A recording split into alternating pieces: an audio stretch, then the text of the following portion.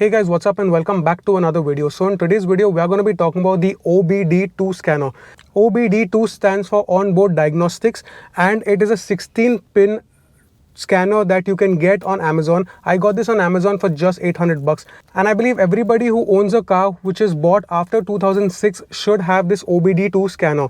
What this does is that there's a 16-pin socket that's there below your car. This is in the driver's side footwell next to the fuse box, and it's in a slightly different position for different cars, but it's more or less in the driver's area next to the fuse box. So that is where you will be able to find the part where this fits in. This is a 16-pin OBD2 scanner and this will fit in right there. And this is a Bluetooth scanner. Like you can see out here, there's a Bluetooth logo. This is a Bluetooth scanner. You also get Wi-Fi scanners which work and are more compatible with iPhones.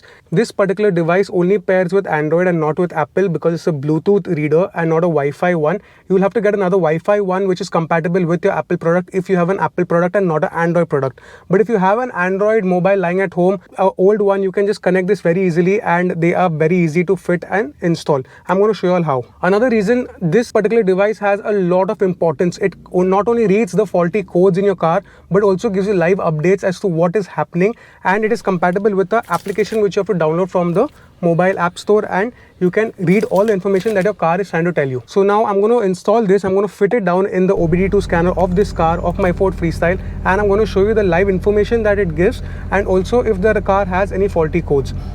This car right now does not have any faulty codes and I know of it. This is a 2-year-old car and it probably will not have any faulty codes, not as of now. But there are many times when a lot of issues come up, like a check engine light comes on, you don't know what exactly your car is trying to tell you, and that's when this comes in, because it will tell you exactly what is wrong and what is the particular code which is at fault in your particular car and what is the car trying to tell you. It's a communication between your car and you. So I would highly recommend to get one of these products. Anyway, let's get started.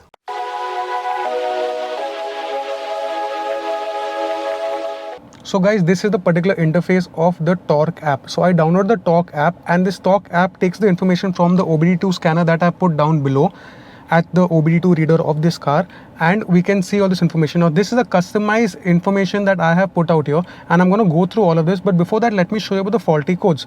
Now this car does not have any faulty codes. The car is on right now.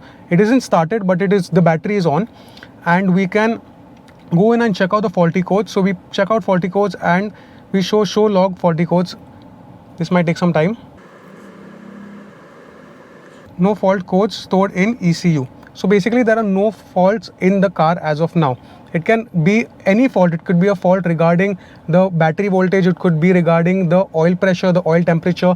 All those things could actually make the check engine light come on, and if you dismiss the codes and do not pay attention, you could damage your car.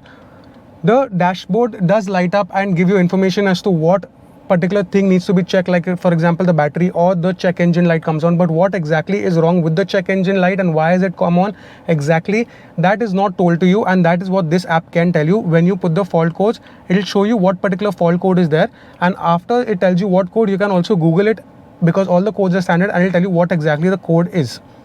Another thing guys that I want to mention about the faulty code is that there is the option of clearing log of faulty codes. So you can clear the faulty codes that are getting displayed on your car and your check engine light will go away.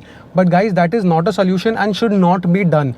See, the point of using a clear faulty code is that after the faulty code has been cleared, after the problem has been catered to, the check engine light is still coming on and the mechanic goes ahead to clear the faulty code, you can clear the faulty code or they will do it for you through the device that they have.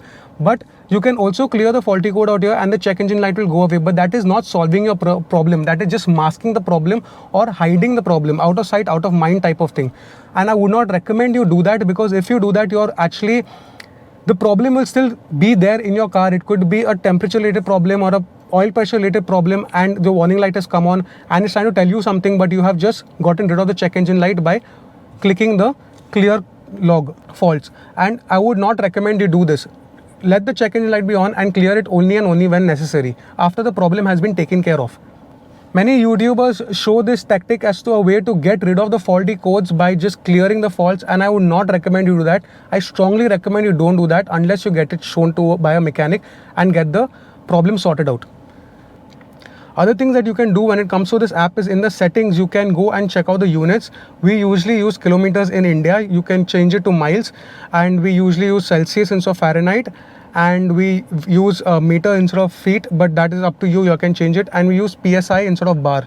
That is a way of checking the tire pressure and other pressures like the other pressures in your car. Also guys, if your Bluetooth is not working in the regular manner, if it does not get connected automatically, don't worry, you can go into settings and you can go into OBD2 adapter settings and go into the Bluetooth, and you will see your Bluetooth device out here, OBD2 scanner, the blue color device that we have, and we tick it and it should get connected. When you're connecting it, it'll ask you for a password which is there in the instruction manual, either 1234 or 4 times 0. You can also change your theme and you can do some general settings. But let's go to the configuration of live feed that I have put up out here. You can customize this, and guys, the Torque app is available in a light version, which is the light version that I'm using right now. It's a free and a light version that's available on the Google Play Store, but you can also get a Pro version which will let you save up all these dials as and how you want them, and you can use them when you're doing some extreme driving. You can do a lot of things. This will give you a lot of feedback from your engine which you would not otherwise get on the instrument cluster.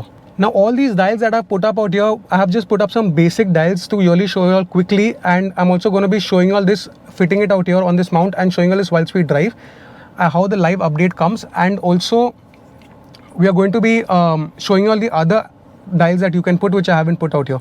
So I'm going to quickly show you how to put a dial on your wall, this Torque app wall. So I put a rev dial out here. You go into settings, you go into add display, you have a dial, graph and a display. So you can have the dial one, which this is a dial one, and you can also have a digital one. So right now let's take a graph. We can have a graph of the engine RPM, a small one. We click on it for long and move display, and we move it down here. That's how we move the dial. So now this will give us in a graph format, and then we can also have it in a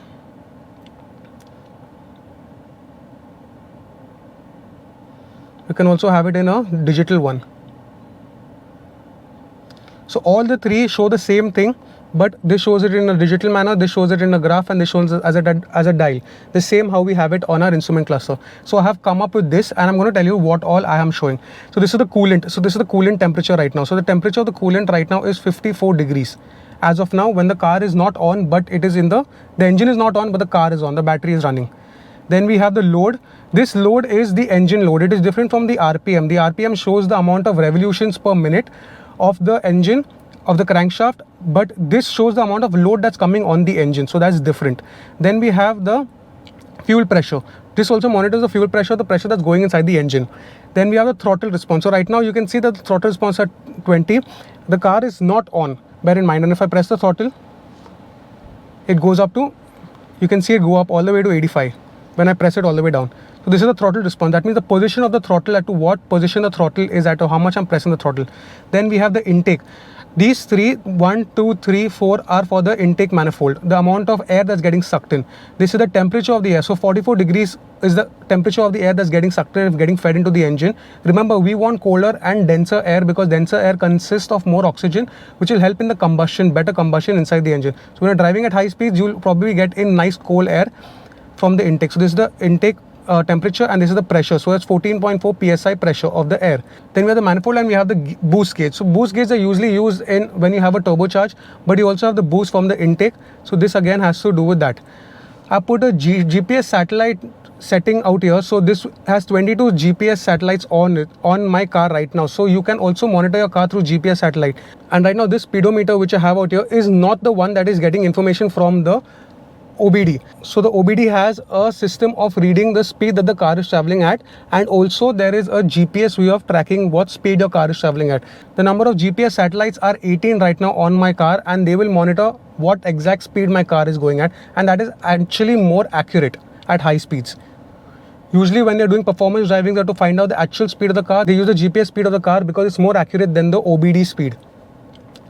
Also on top here, these two dials, I have the kilometer per hour. This is the kilometer per hour. The top one out here is the kilometer per hour average reading. That will give me the average over a long period of time. And this will give me the instant one. I stood at that moment, depending on the amount of brake or the amount of acceleration, what is the reading of the kilometers per liter.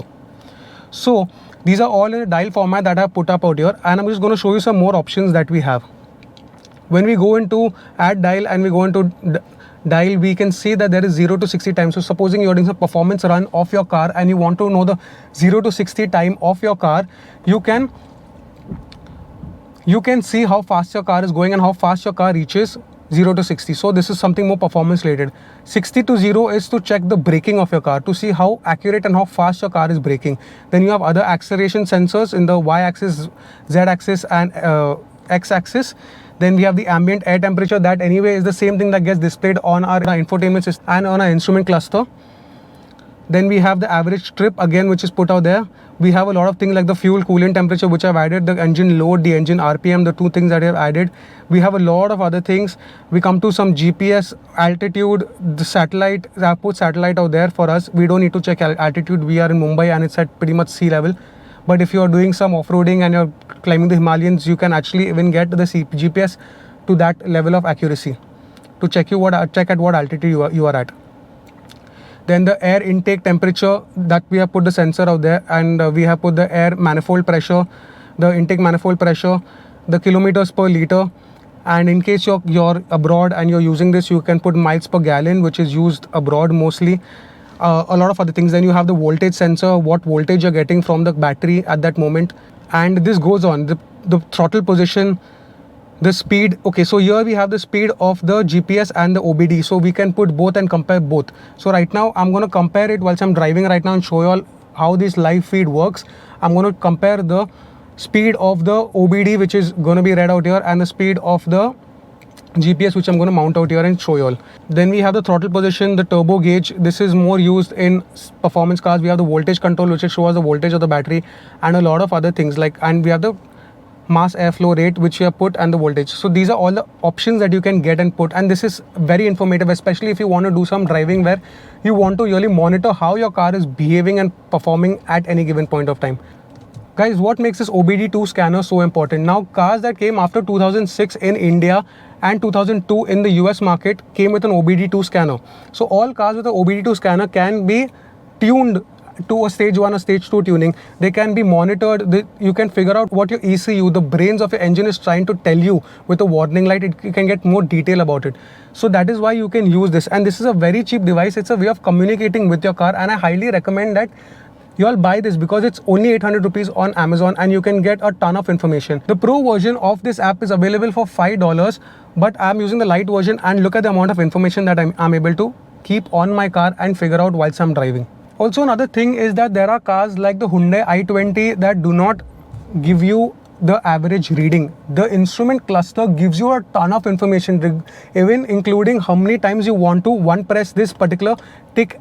Like for example, in the Ford, you don't have an option of changing that, but it gives you only 3 ticks when you press it once lightly.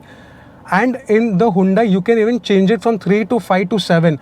But Hyundai in this i20 does not give you the average reading of how much kilometers per liter you're getting in the car. That is such an important information that Hyundai i20 does not give. And a way of figuring out what average you're getting in your car is you could use this app, because this will not only tell you the kilometer per liter reading of that particular point when you're applying brake or when you're applying the acceleration, and it can also give you the average reading of it over a long period of time. Right now I drove for a very small duration, and it just gave me a very small average, but this average will increase. And I'll show you all when I start driving. You see the green light that's blinking? Those are lights actually saying that it is actually getting live feed from the car right now. I think Hyundai has done this for the i20 because they know that the car gives bad average as compared to what they project on the paper when people buy the car, as compared to say a Baleno or a Swift. So to keep the competition low and to make sure people still buy their cars even though it gives a rubbish mileage is a way of not showing people what average you're getting in the first place.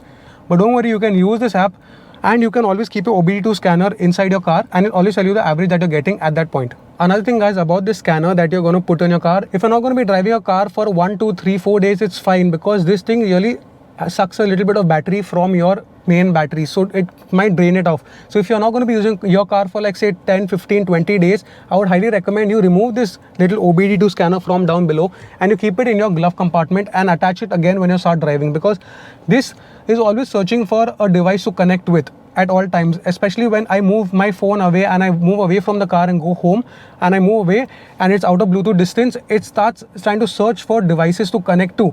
And even when the car is off, it tries to do that. So it is sucking in a little bit of battery, and hence that could actually over a period of time drain out a lot of your battery. So I would recommend that you disconnect this, keep it in your glove compartment and use it again when you are going to again drive. And all this information that it gives me is a lot of information that I can use to my advantage. Seatbelt, let's get started. Check this out. It's slight cold start. It has gone all the way to 1000. I'm not accelerating.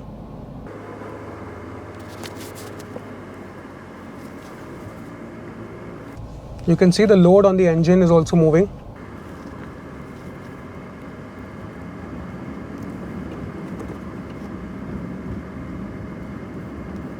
It shows you exactly what RPM, it shows you the speed. Now the speed, if you look at the speed that is actually displayed, there's a bit of a lag because it is actually showing me the speed as per the GPS. So my throttle position is changing because I'm now starting to accelerate harder. My air intake is showing 42 degrees of air is getting intake with a pressure of 7.7 psi.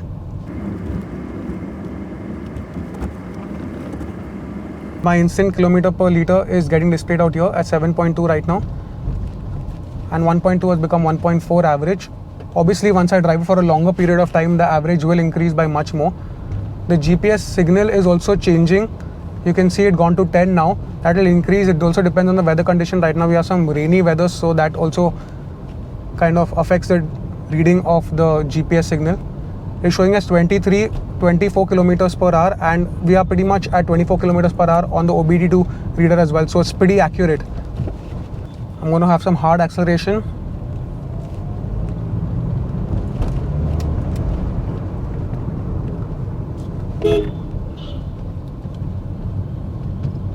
So it's actually pretty accurate in my opinion. Right now the kilometer per reading has gone up by 1.7. It, depending on how I drive, will tell you the exact kilometer per reading as well. Kilometer per liter reading is right now 5.4. This all depends on the way I am driving and the amount of acceleration I'm putting, the amount of braking that I'm putting is all getting affected and recorded out here. Right now I am not accelerating much and I'm in the second gear at 1500 RPM, so it's showing as 5.9 kilometer per liter, gone up to 8, gone up to 10, and we have the average at 1.8.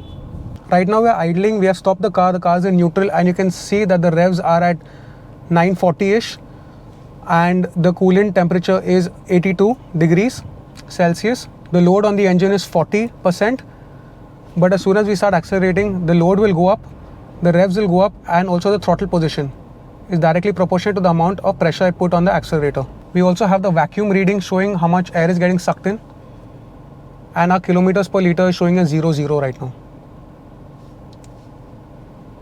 An average kilometer in this entire trip was 1.9. Obviously it will start reducing if I continue to keep the car on. And yeah guys, that was it for this video. I would highly recommend get this particular device because this device will really help give you all this information that your car is actually capable of telling you, and which this particular instrument cluster can only give you a limited amount of. Also, this instrument cluster is designed in a manner to not distract you while you're driving. That's why it gives you these warning lights which do not tell you the exact story of exactly what has happened to the car or what needs to be checked, but you can figure out everything from here, including the faulty lights, including to all these gauges, to customize in the particular manner that you want to give you the exact reading. So right now we can see that here also this bar is giving us the exact particular revolutions per minute. So is this particular dial, and as well as this particular digital dial, all giving the same information. If I accelerate, you will see this bar go up. So that's how accurate and that's how spot on this is.